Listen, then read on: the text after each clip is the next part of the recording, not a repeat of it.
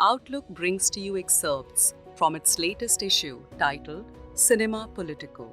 The issue explores politics and cinema and the ever-blurring lines between the two. Ahead of 2024 Lok Sabha elections, a slew of propaganda movies have hit the big screen and OTT platforms amid much criticism and uproar, while many more films are slated to release in the coming weeks, stirring even a bigger debate.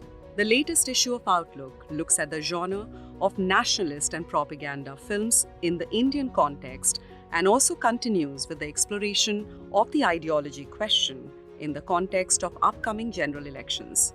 Both themes are contextual and linked in many ways.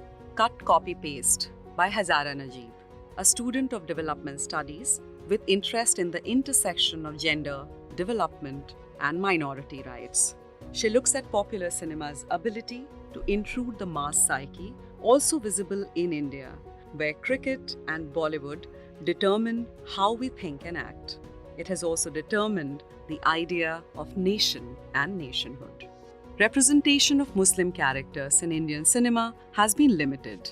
They are either terrorists or glorified individuals who have no substance other than fixed ideas of patriotism. One of the most persistent questions when discussing the interplay of cinema and society is who influences whom, whether the movies merely reflect the already existing socio-political narratives or they play a role in forming their narratives. However, this question does not deny that cinema influences viewers, shapes narratives, and forms opinions. Cinema indeed can be considered the most potent tool in opinion formation, a fact very well known to Nazi propagandist Joseph Goebbels, who used it as a medium for the propagation of Nazi ideals and the genocide of Jews in Germany. Popular cinema's ability to intrude on the mass psyche is also visible in India, where cricket and Bollywood determine how we think and act. It has determined our idea of nation and nationhood, showcasing characters that an Indian wishes to be. However, Bollywood's idea of nationhood often replaced Indianness with Hinduness. They often resorted to homogenizing the nationhood using one religion by excluding another. This exclusionary practice against Muslims in Bollywood did not start with the rule of the BJP. It became more direct with their rule.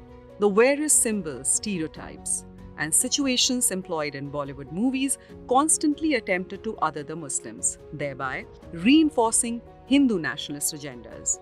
The terrorist, the patriot, and the veiled Muslim woman. There has been a significant change in the representation of Muslims in Bollywood cinema since the period of post-liberalization. The surma-lined eyes of the Nawabs were replaced with the bloodshot eyes of the terrorists. There were, most importantly, three main stereotypes surrounding Muslims in post-liberalization Indian cinema. The first and the most popular one was that of the terrorist. Since 2611, there has been a string of movies that discuss India's defense and security and the danger that came from one group, the Muslims.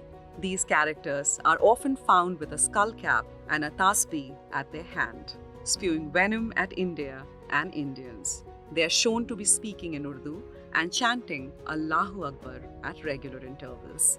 For this and more, read the latest issue of Outlook.